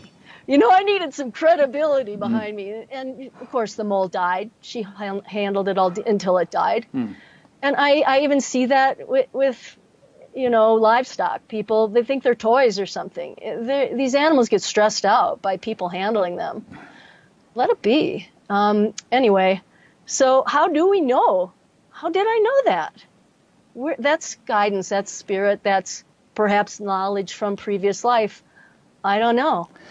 Yeah, and even from this life, I think that we sit atop a vast reservoir of intelligence, the way a boat sits on the surface of an ocean, and we can access that reservoir of intelligence and all the wisdom and knowledge it contains, and as we go along, we improve our ability to access it, and and can be guided more and more by a sort of a vast. The intelligence or the wisdom that governs the universe can be the motivating force in our individual life if we attune to it well, clearly enough. Right. And so as a little child, here I am 7 years old, and I know I want to be an animal doctor. Yeah. People ask, what do you want to be? An animal doctor. I didn't know the word veterinarian. Why did I want to be an animal doctor? Just did. Yeah. That's who I was. That's who I am. So. So a bunch of questions have come in from around the world, and so I want to ask you all these. And Dan, it's good you're sending me all these questions. Keep sending them. Don't worry about it. And Dan's a guy in London that fields the questions and sends them over. So I'm going to ask you these. So probably our topic will jump around a little bit as we go from question to question. So this one is someone from Mumbai, India, which used to be called Bombay, whose initials I believe are KP, and he or she says, I totally agree with you about animal intelligence. I think humans have intellect, but everything here has intelligence. In India, the village folks here have deep relationships with cows. Cows will sometimes cry if something is wrong in your family. Most people who own them say they feel emotions, and if you are kind, they yield more milk. What are your thoughts on this? Also, do you think injecting animals with hormones to yield more meat or milk affects them? Okay, so animals have a limbic system. That's where our emotions come from. So to say an animal doesn't have emotions denies the fact that they have a limbic system. So they have a limbic system, they have emotions. So yes, they have emotions. And the other part of the question? About injecting them with hormones? Definitely, I think that everything we do affects them. And yeah, so you're affecting their personality and their emotions with hormones. If we get injected with hormones, boy, we know get it. affected. Yeah. We know it, right? It does. And yes, if you're kind to them, they yield more. So there's a built-in karma to animal husbandry. And any good animal producer, any good livestock producer knows this. And as a veterinarian, you see the good producers and you see the bad producers. The good producers know that if you love an animal, it will make more eggs, milk, meat, wool, whatever. And I've had clients in my office that say, oh, I have a pen in my living room where I bring the calves in when it gets cold. You know, these people love these animals. Even though they raise them for food, they love them. And loving them makes them produce more. And if you don't, they get sick, and that costs money. And you lose money. Well, I'm here in Iowa where I think there are like 22 million hogs and 3 million people. And most of the hogs are confined in CAFOs, you know, these 1,200 head in a small, relatively small building with great big fans on one end. And if the fans break, people have died because of the fumes. And so I don't know how much love there is going around in an operation like that. And most of these things are owned by multinational corporations. And you know, the hogs are, the most of the meat is shipped to China, and the people who are raising them aren't making a heck of a lot of money, and it ruins the environment here in Iowa. So it's a rather deplorable situation, and it's a little bit off the Batgap theme, but I had to vent that. Thanks for venting. You know, and I think there's a karma. It will get them if it's bad. The animals will die. The animals will not reproduce. And so the housing of animals is controversial for sure. And veterinarians are in charge of animal welfare. And so we are honestly very concerned about it all the time. So let's look at chickens. Chickens, what is the number one problem if you raise chickens outside? If you have... I don't know. Predators. Everything on Earth eats chicken. Well, if you have them in a safe enclosure. Well, yeah, and they go under them, they go through them. My husband had to just beef up a $10,000 chicken coop because the bears were going through it. The owls and the hawks, you have to put them in at night for sure. So housing works. The other problem they have being outside is parasites. The other housing problem they have outside is social pressure. They pick on each other. They peck on each other. So, we find out that laying hens do better if they have their own little apartment with their own little house where they can lay eggs, where there are no predators, are no parasites, and there are no other pressures from social peckers. So, you know, you dance with it, and it's like, okay, what do we do? You know, meat production is a huge deal. It's not going to go away. And so we try hard. Veterinarians do, I promise you, to find the best way, and they're constantly doing research, trying to figure out, and then there's disease. And with hogs, they have an all-in, all-out process. You have to bring all the pigs in at the same time, because if you bring a new one in, it could have a disease, they'll all get sick and die. So you have to take them all in at the same time and butcher them all at the same time. Then you bring the whole new. So it's, you know, I am not a meat producer vet. I didn't want to do that. But part of the business, but I tell you, these veterinarians who care about these animals do care and get very upset. I know of one veterinarian who died trying to save a calf from drowning in a pond. You know, I mean, it's crazy, you know. Anyway, back to the next question. Yeah, before I read that question, I'm going to read a quote from Arthur Schopenhauer, the German philosopher, who said, "Compassion for animals is intimately associated with goodness of character, and it may be confidently asserted that he who is cruel to animals cannot be a good man." Thought I'd read that. Thank you. Here's a question from Paulo in Santa Cruz, California. Paulo asks, last May, my dog passed away. She was 15 years old, flat-coated retriever, and was the brightest light of my life. She was ravaged with lymphoma and kidney disease, so I decided to euthanize her. I'm wondering if I made her passing more difficult for her by demonstrating so much emotion during the process. I wasn't hysterical or in a state of resistance over her passing, but rather I expressed a combination of gratitude, sorrow, and an upwelling of love. Needless to say, I was a blubbering mess. How does Carlene feel about this? Should I have remained calm during the euthanasia and saved my tears to be shed away from her? No, you can't do it wrong. You can't do it wrong. So flat-coated, 15 years old, that's excellent, really. A lot of them don't make it that long. So good job for that. And in the last chapters of my book, I go over this. And one of the things that's really helpful is in the Tibetan Book of Dying, the Tibetan Book of Living and Dying, they talk about a meditation you can do, and you can still do it now, where you visualize the animal as completely healed, physically, mentally, emotionally. So maybe get a picture out of the animal in their prime and focus on that, and then visualize that animal turning into white light and dissolving into the light. And you can do this now and anytime. So it's nice if you can be calm, because it's such a special moment, death. It's the transition, right? It's saying goodbye.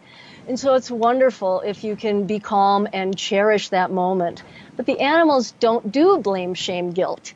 They are never going to be angry or upset about your decision. So, or how you act, right? You can lock them in the trunk of a car and let them out and they still love you. It doesn't matter. Your dog knows your heart. Your dog still loves you, is still with you, and you know, you didn't do anything wrong. You can't do it wrong. You have to be true to yourself. If you're a blubbering mess, that's because you loved her so much and you didn't want to say goodbye. Nice. But you didn't say goodbye because she's still there. You can access her. You can snuggle in your dreams, or you can just think about her at a happy time when you're some trail where she liked to run, or fetching in the river, you know, those flat-coateds were mad retrievers, right? So see her getting her swimming going on and how joyful she was, and you connect with her then. Yeah, we run into people that, I think I mentioned to you before we started the interview, that my wife ran the dog adoption program at the local animal shelter for about 8 years. And we run into people who say, oh, my dog died and I was so sad, I don't want to go through anything like that again, therefore I'm not going to adopt a new dog.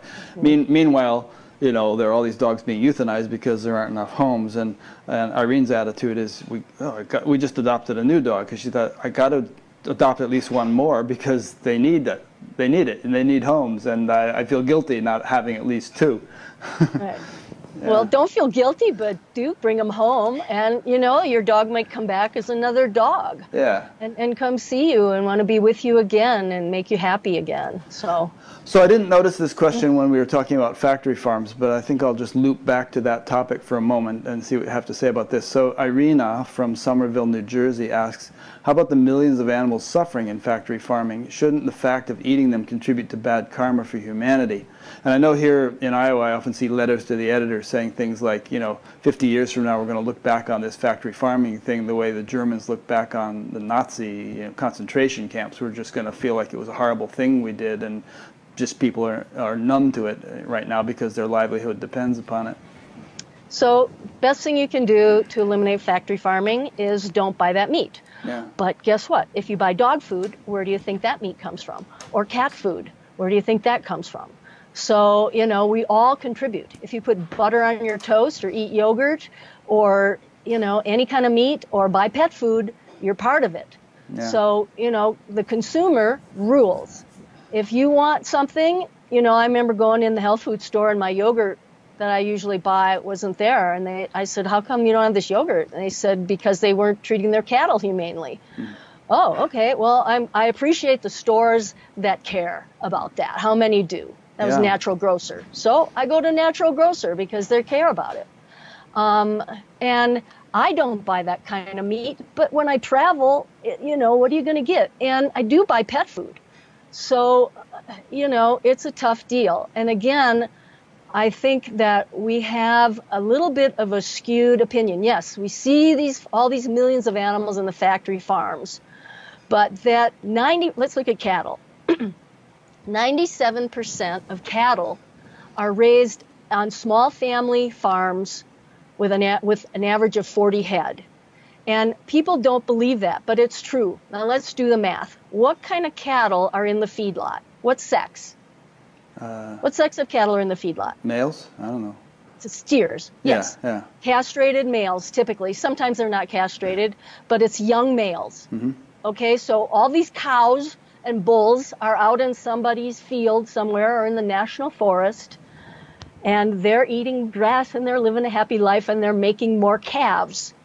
And the female calves go to be cows to make more calves. And the male calves, some become bulls, some get castrated and get butchered. Some are sold locally, some are shipped to the feedlot for fattening for an average of 90 to 360 days. And they are fed intense. Factory farming is the derogatory term. It's intensive feeding operation. They're fed grain to put a lot of marbling into the meat. So you have these choice cuts of meat, where the grass-fed meat doesn't have all this fat in it, all that marbling, all that fat that comes from that feedlot meat. So that's that. Okay, now chickens. Well, everything, like I said, eats chickens. Right? I mean, if you got raised chickens outside, hawks, owls, badgers, foxes, raccoons, skunks, bears, bobcats, mountain lions, dogs and cats, people, everything is trying to kill your chickens. And they don't do it humanely. The skunks just eat the eggs out of them and go. They eat the eggs out of the chickens alive. Right? It's cruel. So nature is cruel, okay? So now, as I mentioned, red in tooth and claw, is that saying? Right. I mean, the wolves, they take their prey down live and eat them. They don't kill them first. So veterinarians want to have humane production, humane slaughter. And so Temple Grandin, she's done more for cattle than anyone by creating these more humane slaughter facilities. So And as I said, these cattle, and chickens or whatever, if they're not fed well, if they're not fed the right food, if they're too stressed out, they get sick and die. So yes, it looks horrible, but I don't think it's always as bad as we imagine it to be. And unless you're going to eliminate it altogether, which is impossible because it's millions and billions of dollars and billions of people's livelihood, truck drivers and butchers and, everybody's involved in this. Leather, furniture, I mean, it doesn't stop. So, all we can do is choose what we want to eat that is humanely treated and slaughtered and, find ways to support the humane care and slaughter of these animals. That's the best thing I can suggest. Yeah. I think that, obviously people can become vegan if they want to, and many people do for the kinds of reasons that you just described. They don't want to participate in all that stuff. But even vegans have dogs, and they're buying dog food. Yeah. The vegans I know have dogs. Yeah. But I don't know. I think that maybe a society will someday exist in which the killing of animals is not such a huge industry. But if so, perhaps it will be just the reflection of a predominantly higher level of consciousness in the world. Yes. And yet, I know some spiritual teachers whom I respect a great deal who eat meat, and including beef and whatnot. The Dalai Lama. Yeah, and they've actually, one of them, I don't know if I should mention his name, but one of them, he said he tried being vegetarian for a couple of years, but he really was having health problems. He was getting sick all the time, so he came back to eating meat. And so what are you going to do? You can't judge. I mean, you can do what works for you, but not get too heavy upon people who are... Right. Yeah. Okay.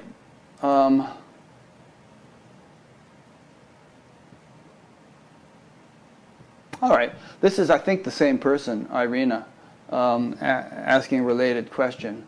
As a person being very compassionate towards animals, but also being realistic about growing demands for meat and animal product, I'm a big proponent of lab-grown meat. Do you think it's something which could help effectively all the suffering?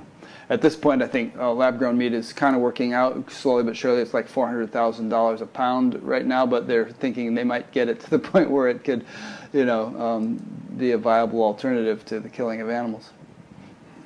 Well, I like Star Trek, so you just go yeah, to you just materialize. Right, boom, it's synthehol and synthetic meat and fake protein. Yeah. I mean, you can do that now. The biggest problem with that kind of thing is that it's all soy based. Yeah. And I can't do soy. Well, the lab-grown meat isn't. The and- lab-grown meat is supposedly like real meat that's grown through some kind of process in the lab where actual meat cells are reproduce. And, Oh, really? Yeah. I read a whole article about it, but Well, now I think cells are conscious. So yeah, I don't know if it's any better or not. I don't know. Because cells, they have a respiratory tract and respiratory system, and if you breathe, you have the breath of life. So I don't know. It gets you back to the if you have to but- eat somebody, eat lesser evolved life argument. Let me mention one other thing. There were a group of animal communicators that tackled the subject of meat, animals, food animals, cattle, milk production, and also vivisection. And and these people, these animal communicators, they were mostly in England and other countries, but they asked these animals, and the animals said that they offered themselves, that they felt honored to give themselves to the whole in this way. There was a group of swine that were used for some kind of a research project for surgeons to practice surgery on their bones or something. And they felt very honored to be a part of this, and they reincarnated back into this same herd so that they could do it again every year. And the cattle, too. I mean, if you're going to come back as a chicken, you're food, right? And so maybe you feel guilty about something you did and you want to offer yourself. I'm not going to come back as a cow and give milk for 10 years. Or, I mean, who knows? I'm just throwing it up there as this is what the animal communicator said, is that these animals offer themselves just like Dana's dogs. I'll come help. Who wants to go feed these starving people in Africa? I'll go. I'll be a deer. And that's what the shamans would say. The shamans would pray. They would ask the spirit guide of the deer, we need a deer. We need some meat. And the spirit guide would say, you can have one. It's in this clearing. And the shaman would never take more than was offered. They had an agreement with the spirit. Okay, we get that deer for the tribe. So the animals, it's just the spirit coming and going, but, the meat is being offered. And that's the bear sacrifice of that Japanese tribe that every year they catch a bear cub and they raise it and they lovingly feed it and they adore it. And then they butcher it and they eat it and they have this huge celebration and they thank it and say, when you go back to spirit realm, tell them how loving we were so that you can come back again as our little bear god and we'll honor you with such love again. So there's a lot of different ways of looking at it. Yeah. Which is not to say that a lot of really nasty, cruel things are done to animals in this world, which are quite indefensible and which aren't really helping anybody. Such as those bears that are kept in captivity and their bile is drained off, and that kind of thing. But we definitely have to look at our way we treat animals, but also the way we treat each other. Yeah. I mean, we're not very nice to each other or to animals. And yeah, if you see cruelty and you can change it and you can do something about it, you've got to. Yeah. If you can't, then you got to pray that it, a woman came in my office one day sobbing. Her neighbor had a dog on a chain, and it was in the winter and it was cold. And she went up to the man and said, this dog, this plastic dog house you have for this dog is not adequate. You really need to, give this dog a coverage and better care. and he grabbed the dog by the scruff of the neck and shook it in her face, and really upset her. So she called every government agency, police, animal cruelty, and nobody could do anything. There's nothing they could do, or nobody was willing to intercede. So I told her, pray for the dog's karma to be forgiven. So the next time she came, she said, you know what happened? A pit bull came and killed that dog. And I thought, well, there you go. Karma was forgiven. The dog got to go back and got recycled. I don't know. It made me feel better. Yeah. You know, it was done. And it might also make us feel better to sort of, at the same time, rather vindictive to say that, okay, that dog owner who treated that dog that way, he's not going to have it so easy next time around. I mean, you know, we don't want to, we don't know, but if there's any justice in the universe, things kind of balance out, perhaps. But we don't know what was going on with the guy. The kid brought home the dog. He couldn't tell the dog he couldn't have him. The owner, the condo he was renting, wouldn't let the dog be in the house. He's losing his job. His wife's pissed at him. You know, I mean, he could be so stressed out about trying to do the right thing. I mean, we don't know his story. So judging him as being a cruel beast is, you know, a little bit egotistical too. Yeah. I think we can just pray for the whole situation. And that's one of the things I learned that really helped me, is not being so judgmental, because every time I judge something, I feel pain. And pain doesn't help me. Then I go around being a crabby puss, you know, and it's not, and I don't really know. I don't really know what's going on. Like Carolyn May said to somebody, she says, how do you know God didn't send that guy to you to make your life miserable? You know, like maybe there is a purpose behind these things that we don't know. If I can help, I will help. If I can't, I can pray. That's all I can do. Nice. You've kind of already addressed this point, but this guy, it would be nice to have a few words for this fellow. Mario from Mexico City asks, my best friend, Bruno, who was a basset hound, just passed away this Tuesday. It goes without saying it's difficult. Do you have any words of comfort? Oh, many. Read my book. It's a lot. You know, we attract these friends, and they come to us because they love us, and Spirit loves us. And, you know, if you connect with your inner guidance, so the shaman told me that animal language is just a variant of spirit language. And so you can communicate with these animals now when they're alive and now when they're past. So if you want to talk to him yourself, tell him anything you want to say. I'm sorry for the time I yelled at you. I apologize. I forgive you for chewing up my shoes, whatever. You know, I love you. Thank you. Most importantly, thank you for being my friend. You know, for being my friend all those years and communicating with me now. That's all we can do, is be so grateful for their help and friendship. And then, as I talked about that Tibetan meditation, where you imagine the animal completely healthy in every way and see them turn into white light and then dissolve into the white light. And you can do this over and over again. So you don't have that image of those last moments where they're suffering and such, but you have this memory of them. And when you visualize them in their perfection, that's how they are in spirit realm. And you can connect with that and enjoy their company still. Yeah, you can't snuggle with their physical body, but you can still feel their presence. I'm sorry you lost your buddy. It's the hardest thing. And like Rick says, there are so many wonderful animals that would just adore a wonderful, loving owner like you. And I see it happen all the time because I go through the whole life of an animal with my clients, from puppyhood to death, because they don't live 15 years, right? And then they're sad, and then they come with a puppy. Yeah. And they're euphoric, and the puppy is just this joyful, you know, and maybe you're not ready yet, and that's understandable. But at some point, giving another animal a loving home is a wonderful thing. Nice. Here's a question from my friend George Hardeen, whom I mentioned in the beginning. He's the guy who trained as a horse whisperer with the guy about whom that movie was made. I taught George to meditate in 1971.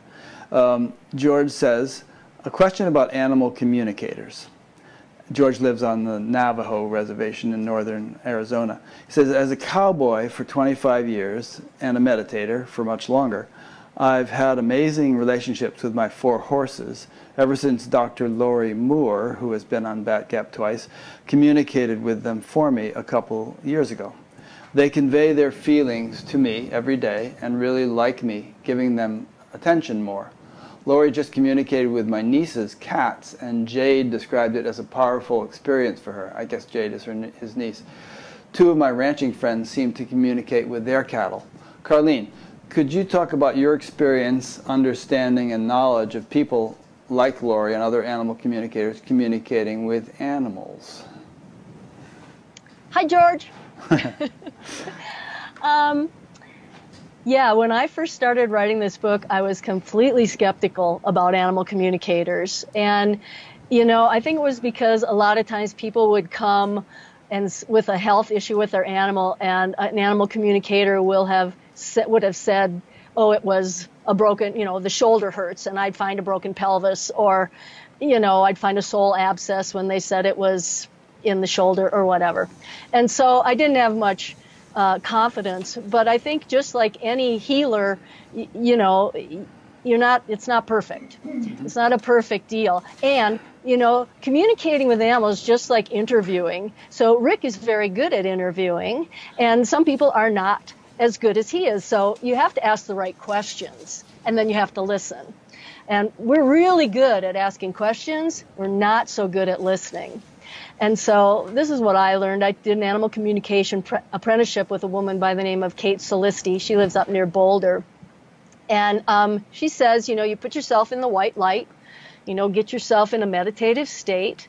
You open your heart to the animal's heart. And interestingly, that's the same way I learned to do pulses from my spiritual acupuncture teacher, Ari Thoresen. I open my heart to the animal's heart, and then I feel my pulse on myself, and I get the pulse diagnosis. So it's communication either by, you can either hear words, hear sensations, feel pulses, get fragrances or odors. You might see images. So I think it works really well. One example I can think of is my neighbor lady, a friend of mine. She has 3 horses, a gelding and a mare, and she brought in this younger mare. And this younger mare is really pushy, and she was pushing the gelding off the food and, you know, being a bully. And so she was worried about him. And she told me, I'll get rid of her if he doesn't like her. So would you ask him if he likes her? So I asked him, I go, what do you think of this new mare? He says, yeah, I like her. I could feel and I could hear him say, yeah, I like her. And so I said, well, your person is concerned that she's bullying you and being mean to you and taking all the food. And she'll get rid of her if you want her to. And I could feel how upset he was. He says, that's my mare. And I went, oh, you know, I'm talking to a horse here. In the wild, the mares are the bosses. These are matriarchal bands. Oh. And the stallions just argue about whose mares are theirs. Mares are territory, for crying out loud. Don't take my territory. Right? So I said, okay. So then I said, okay, yeah, you can keep her. And then I said, what, is there anything else you need? And he said, we need more food. And so, you know, that's the thing about animals. It's the wholeness, right? This is our family, our group, not me. We're the egocentric ones. Mm-hmm. So, yeah, he's egocentric about that's my mare, but we, my group, my family, my compassionate bunch, we need more food. Yeah. Nice. So, yeah, I find animal communication to be very interesting and educational and humorous, because each animal's personality comes showering through. Like, I was talking to a Labradoodle, and I could barely get the question out, and he would just start, blah, blah, blah, blah, blah, and I always doubt myself. But then things will come back that make me think it's true. For example, I said to him, "Do you have anything you want to tell your mother?" And he said, "I love her, love her, love her, love her, love her." So I told her that, and she said, "Oh, that's what I always say to him." Huh. So I feel it is valid. Do you ever hear the Yoga Sutras? Yes. By Patanjali. In the third chapter, he lists all these siddhis, which are supposed to be like extra ordinary powers or abilities, levitation, invisibility, all kinds of things. But one of them is being able to understand the language of all animals. So, theoretically, if you mastered that siddhi, you could understand what a squirrel is saying, or a crow, or whatever. Yeah. And I just thought I'd throw that in. Irene was and just... trees. Pardon? And trees. And trees, yeah. Irene was just telling me this morning about several experiences she had where she was kind of in between sleeping and waking, just kind of waking up, and one or another of our animals said something to her that her mind translated into actual English, even though obviously the animal wasn't thinking or making noises in English. So perhaps a yogi who has that siddhi has learned to sort of reside at that level that we touch on when we're in between waking and sleeping, some deeper intuitive level, and they can just sort of routinely at will understand the language of animals. Yeah, that twilight time is magical. Yeah. You get some cool dreams then, and yeah, like I said, you can have the clairaudience where you hear it, your translation of what they're saying. Mm-hmm. You might see things, actually get visions, or smell, or feel. And I think we get in trouble with the feeling part because that can be kind of painful sometimes. One of the very first communications I did was an animal that was having separation anxiety, and it was not separation anxiety, it was destroying the home. The lady had been gone, she came home, left again, and when she got back, the dog had eaten the molding around the door, torn it apart. And so I communicated with the dog, and I said, are you afraid of something? And she said, no, I'm bored and lonely. And I asked the woman, I go, how long have you been gone? Well, she'd been gone for days, and then she came home and then went to the grocery store for an hour. And, it's like, I said, it's not a stereo system that you can turn off. It has a brain. And not only does it need physical exercise, it needs mental stimulation. Yeah, sure. You need to either get another dog. So I asked it, do you want another dog? He liked little dogs. How about a cat? No. And so I told the lady he doesn't want a cat. She goes, no, she hates cats and afraid of cats. So anyway, she ended up taking the dog to doggy daycare a couple times a week, ended up getting another dog, and eventually, and that ended the, because they come to me, they want me to calm my dog down, give it some kind of herbs or thunder shirt or whatever to make my dog calm. I'm like, the dog needs activity physically and mentally. So, anyway. Yeah, I know Cesar Milano says that, the dog whisperer, I think he calls himself, but that, first, how's it go? First exercise. Right. And then, discipline. Discipline, yeah. The dog has to burn off a lot of that extra energy before it can be expected to, calm down and behave. And so, feeling that dogs, when I tapped into the feeling of bored and lonely, being so bored and lonely that I wanted to rip the molding off the door, that I felt that. Yeah. And it felt really bad. Really bad. So, yeah, the clairsentience part of it can be something worth skipping. Skip that part. It's interesting how some ancient stories attribute very highly evolved behavior to certain animals. Like the Ramayana, for instance, is, I think, supposed to have taken place about 1 million years ago, according to some accounts. One of the main heroes of the story was Hanuman, a monkey, and but a very intelligent monkey. And there was a whole army of monkeys and also an army of bears that helped Rama fight this battle. And in the Yoga Vasishtha, there's a crow named something like Kakabushundi who is said to be immortal, and he actually survives the pralaya, the dissolution of the universe, and continues on in the next universe. And this has been going on for trillions, I guess billions of years through various cycles. And you can brush these things off as just myths and so on, and wild legends. But again, coming back to the field of all possibilities way of thinking, who knows, and maybe a time will come when these exceptional abilities that animal communicators have are kind of more routine among human beings, and will just sort of communicate with all sorts of species as readily as we now do with other humans.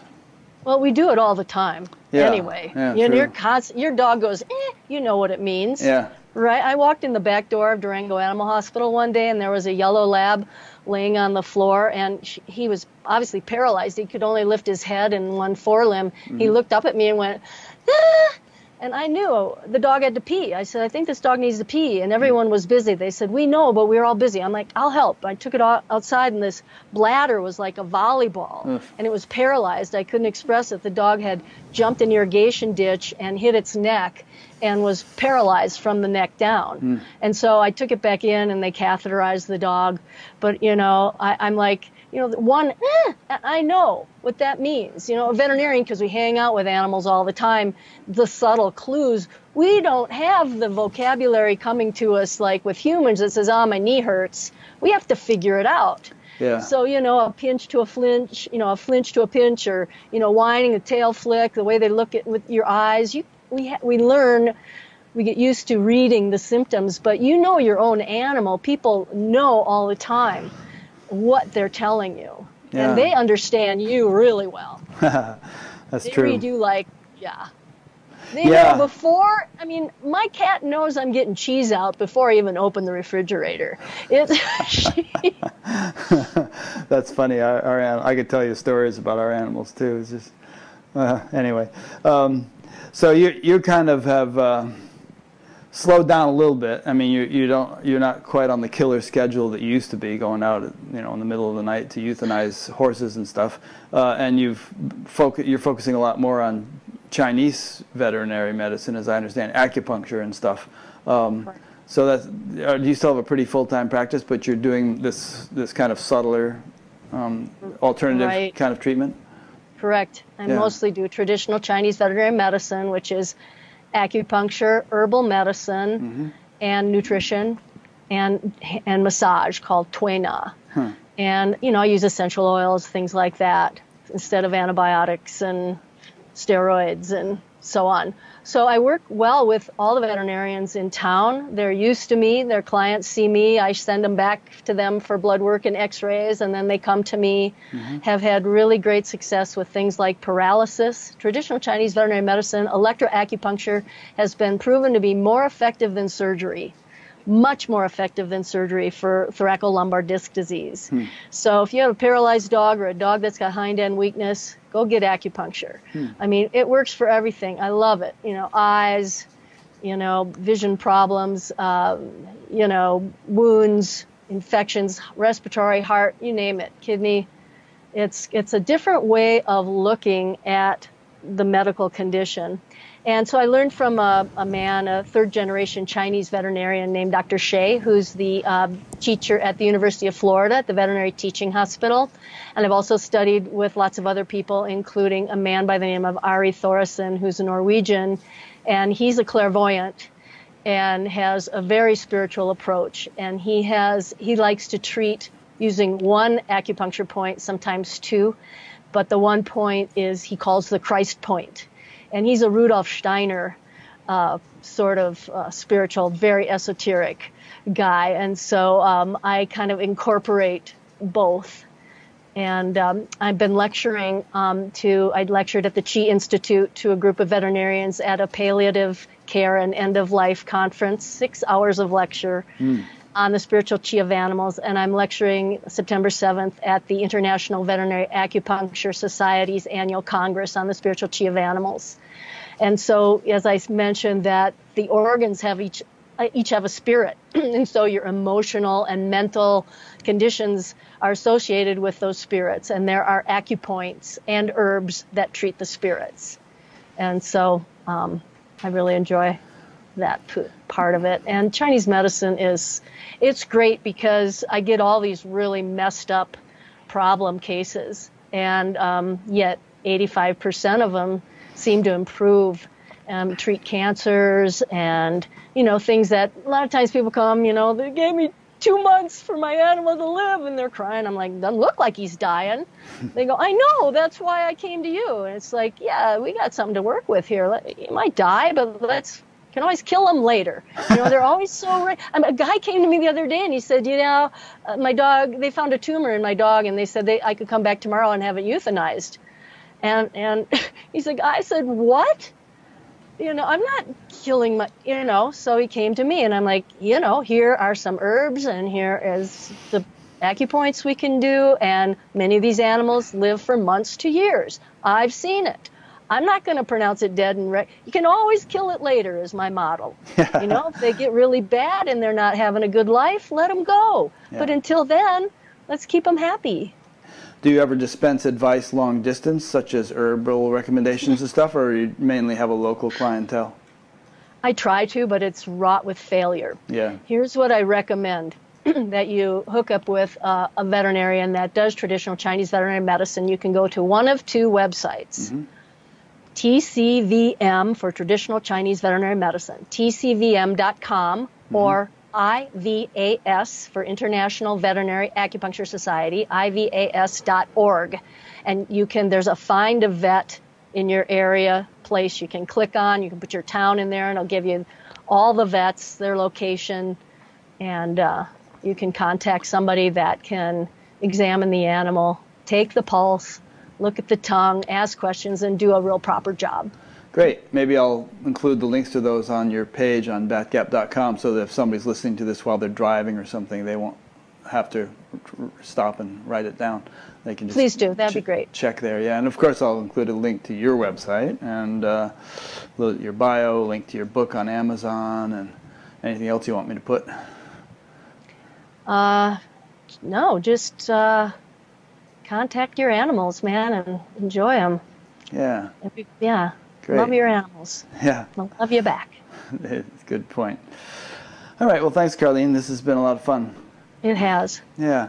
I mean, some people might have, gotten their hackles up when we were talking about factory farming and this and that. People have strong opinions about that kind of thing. And, I have friends who just have a pretty militant attitude about vegetarianism, and I have another friend who's a longtime meditator who's into 100% carnivore, and he actually has a whole Facebook page about that. And I've actually pitted people at both extremes of that thing, against one another, and watched them battle it out in emails.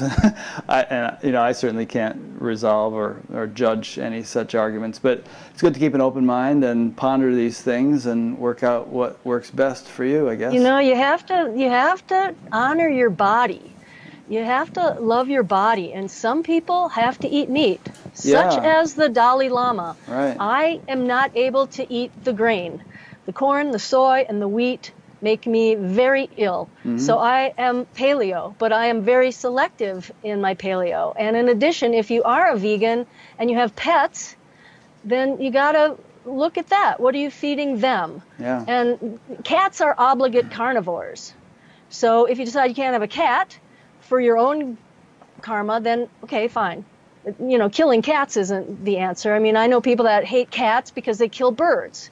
And it's like, I can't regulate 600 million cats. There are birds that kill birds. Fish eat fish, birds eat birds, mammals eat mammals. I mean, this is nature. We are part of nature, and I commend you if you can do a vegan thing. Great. I was a vegetarian for a long time after I toured Oscar Mayer back in pre-vet school. I had to do a meat science class. And but it wasn't really that the animals were being cruel. It was the quality of the animals that ended up in those places. They're the sick, the cull, the weak, the old. That's meat byproducts. That's what can we salvage from this decrepit beast kind of food. That's not healthy meat. And so... And you still don't eat cold cuts. I do not. No, I do not. I don't eat hot, if it depends. If it's an organic chicken, whatever. Yeah. I try to be very selective. And, also, Baxter Black, who was a cattle veterinarian and a cowboy poet for a long time, he talked to one at a garden club about, and you rip the heads off the lettuce. He had this whole poem about how brutal, you have to squish the eyes out of the peas. And, I go in my garden and I thank every single plant that feeds me. Thank you. And I thank every single animal that I eat, everything on my plate, and every being that went into the creation of that meal, that truck driver, that producer. I was at a book signing in Wisconsin recently, and afterwards people asked questions, and then a man came up on the sly. He said, I have a question I don't want anybody else to hear. He says, I raise longhorn cattle, and I butcher them, and it's hard, and it's getting harder. I said, you love them, don't you? And he got all teary-eyed, and he said, yeah. And I said, well, if it's getting really hard, maybe you shouldn't do it anymore. He's like, yeah. But the thing is, you don't understand. They love the cattle. They love raising them, and they love feeding them, and they love interacting with them. It's their lifestyle, okay? But he doesn't have carte blanche. He's not some billionaire that can own hundreds of acres and let all these animals live free until they die of old age. You raise them because they're for meat.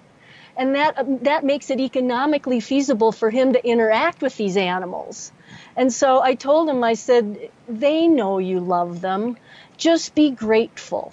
Just thank them. And he was nearly crying. So it's not like people that raise meat. And I go over this in my book. I tell several stories about local people who raise animals for meat. They love these animals. And it's a dangerous profession. When a cattle truck flipped over downtown Durango recently, who went in to get the cattle out? Now that's dangerous. You could die in that truck. Who went in? The owner? No, truck driver had nothing to do with it. Oh. Cattlemen who were driving by. Cattlemen who were driving by stopped and went in there. One cow died, one steer died. They got the rest of them out safely. The vegans weren't running in there to help. There wouldn't be, as Temple Grandin points out, there wouldn't be these animals, these food animals, if we didn't raise them for food. So maybe they shouldn't exist, okay? But they do. And so loving them and caring for them and buying from producers who produce healthy meat, who care for them, who raise them humanely and slaughter them humanely, that's what we need to do to stop the factory farms. Support the local producers. It costs more. Organic meat costs more. Sure, like organic vegetables cost more. Right. Yeah. And so that's my goal with it, is let's focus on helping these local producers survive. They can't compete. Right? Yeah. Anyway. Great. Alrighty. Okay, so it's nice talking to you. I could keep going on trading stories and stuff, but we might as well wrap it up. So thanks, Carlene. I really enjoyed this conversation. And if I'm ever down in Durango, which it's been a long time since we went through there, but I'll look you up. Please do. Yeah. It's really been fun talking with you, Rick. Yeah. So let me just summarize. I've been speaking with Carlene Stange. And she wrote this book, The Spiritual Nature of Animals. I'll have a link to it on her page on batgap.com, as well as a link to those websites she mentioned. Send me an email with those links, would you, Carlene, so I have them? And, okay. Yeah. And then, I hope everybody enjoyed this conversation. I did. And I think it kind of stretches us to consider many of the points you made. It kind of, for me at least, it sort of knocks me out of certain comfort boxes that I ordinarily dwell in, and gets me to kind of contemplate very different perspectives than I ordinarily entertain. So I find that a valuable thing to do in life. Me too. Yeah. It's like trying to do something left-handed that you ordinarily do right-handed. I mean, it sort of builds ambidexterity, and this kind of ambidexterity of the mind here, and of the emotions, and of the philosophical perspectives to play with the kinds of topics we've been discussing. Our awareness. Yeah. Very good. Good.